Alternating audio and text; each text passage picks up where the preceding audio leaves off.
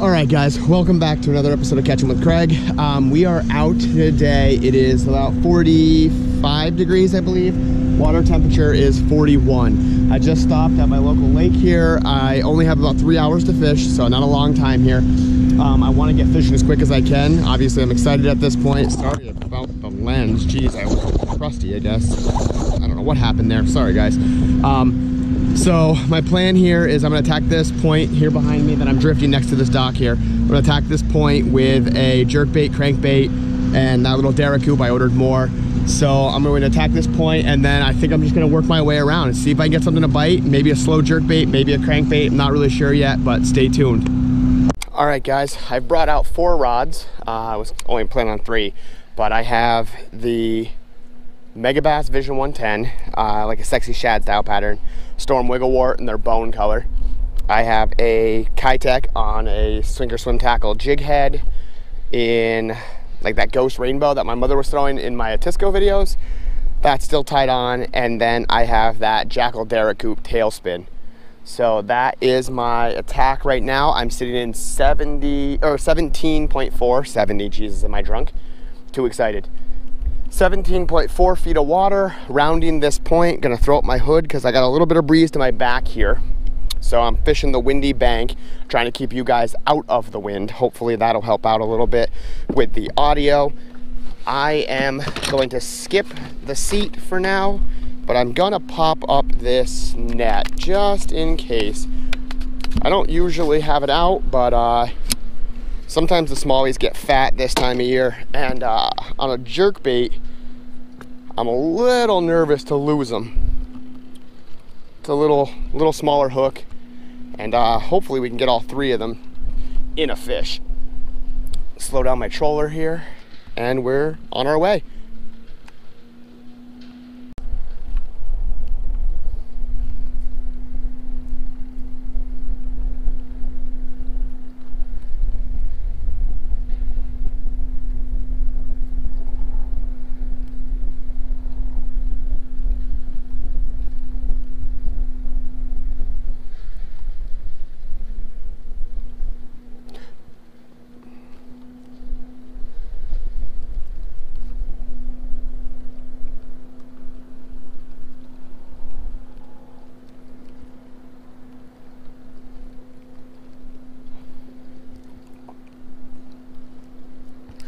Oh my God.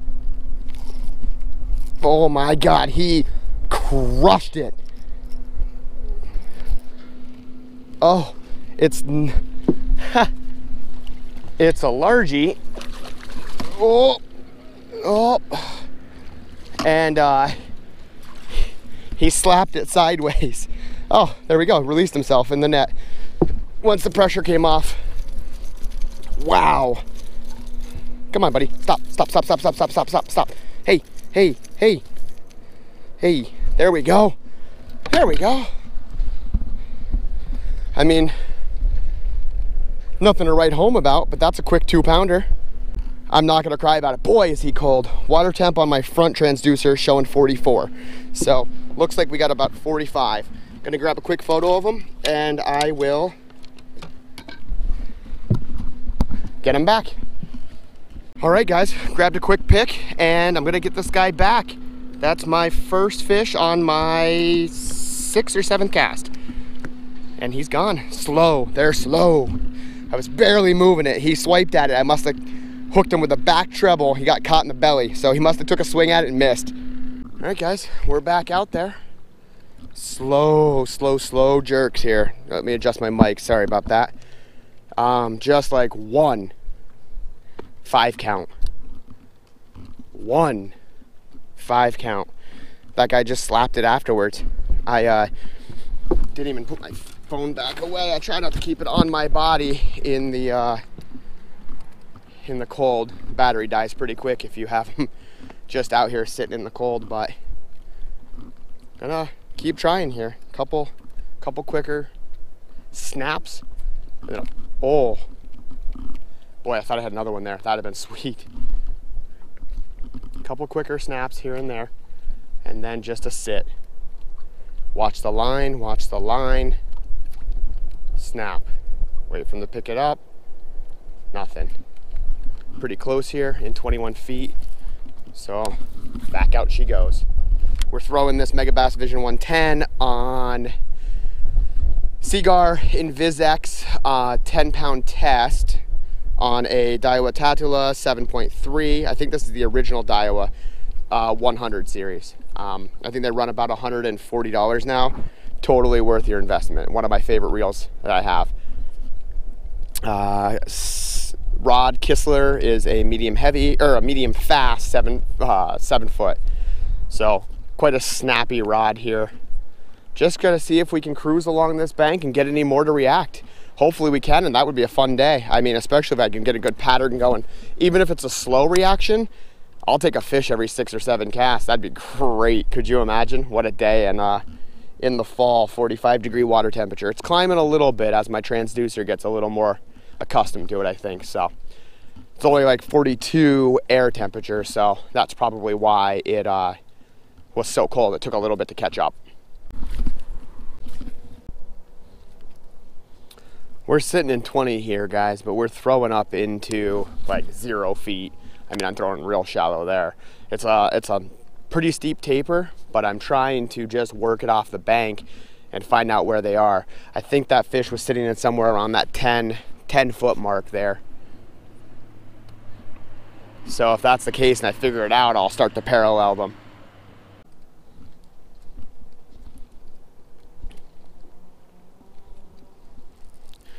There's an old dock under this dock, like the old dock before it got broken down. So it's on like rocks and crushed rock and like big slate almost. So sometimes you get them coming off this edge because there's a lot of rock and wood underneath this dock. It's not a dock you can really skip successfully, or at least not with an open hook or anything, or a big lead head. Like you can't throw a jig underneath it typically. To my knowledge, like I've always gotten stuck because of all the other structure down there, but sometimes you can get them to come off the corner and open up into it.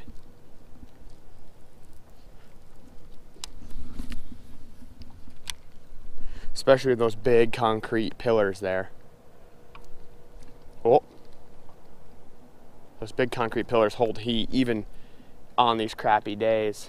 Rock still holds heat better than anything else. Well, excluding the water, I guess. Maybe the water.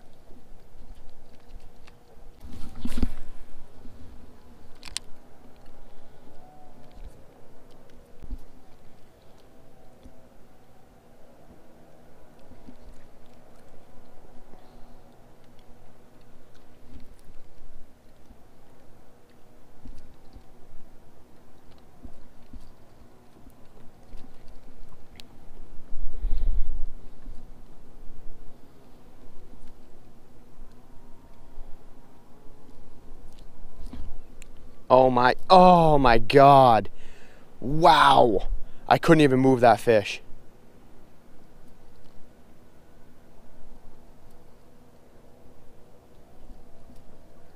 Pressured against him and I couldn't wiggle him.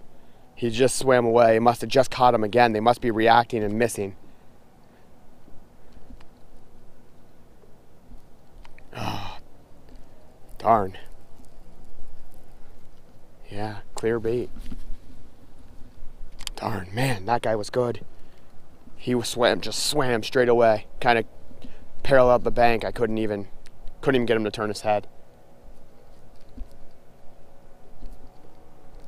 I'm gonna pan around this corner, see if I can get something. If I can't, I can't. And then that quick bite with the largie like 15 minutes ago.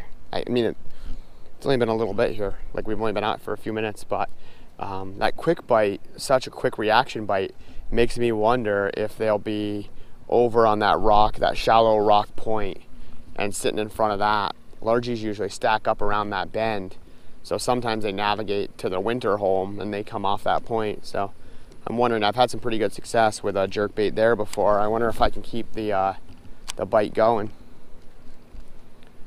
Or I wonder if I just go fish for smallmouth. Like, oh my God. If that's a fish, oh, he might not be that big, but he drilled it. Oh, that's why. It's a pickerel. Time to retie a jerkbait.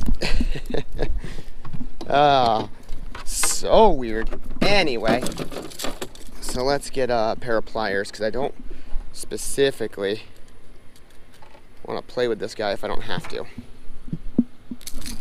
Come on. I don't want to throw in a jerkbait around into my hands. Although it makes sense now why he hit it so hard. Okay, so 2 are out. I'm trying to get that 3rd one out.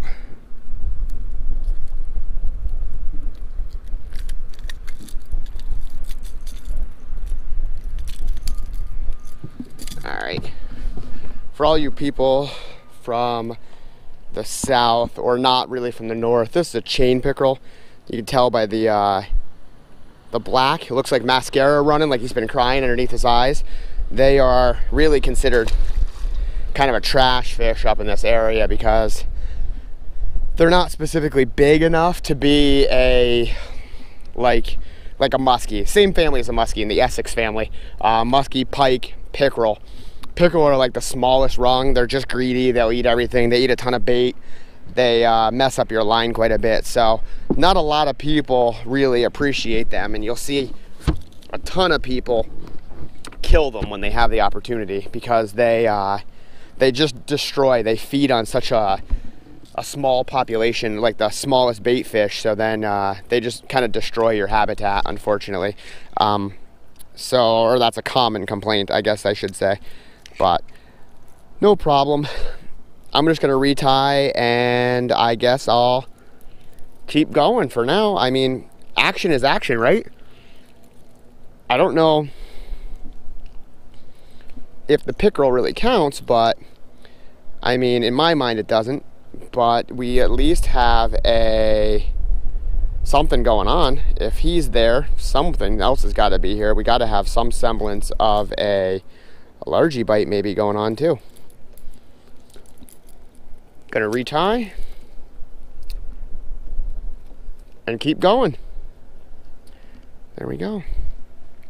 If you don't have one of these, you really need it. You're missing out. Little clippers. I don't know who they're made by. Boomerang Tool Company. I think I got mine on Amazon. But attach it to your belt loop on your jeans and you are good. Rag back in the boat and we're good to go.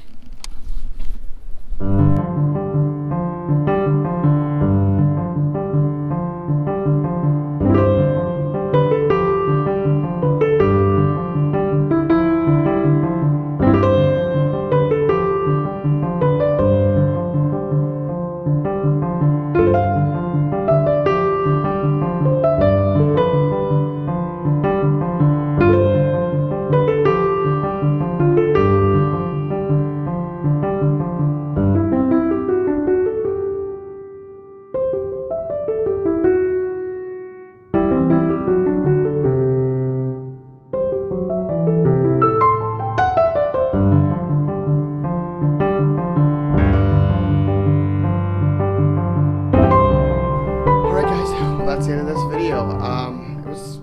It started out a really good day, and then I just couldn't find them. I'm not sure if maybe I should have taken the time and just chased largies for the day, but I'm not 100% on that. As you can see, I just got home, and my boy Winston is very excited to see me. So I'm gonna go play with the dogs. Oh, look at him. You're a good boy. Down. You're a good boy. Anyway, I'm gonna go play with the dogs and enjoy the rest of my night. It was a cold one. I'm gonna get warm, take a hot shower, feel a lot better. One largie, one pickerel, both on the Megabass Vision 110. So it was just what I got today. Like I said, I probably should have chased largies instead of smallies. It seemed like I got a bite with that, so maybe that would have been the play. I marked a bunch of smallies but couldn't come across them. So anyway, thanks for watching the video. Thumbs up if you can, and subscribe down below. And as always, roll that music.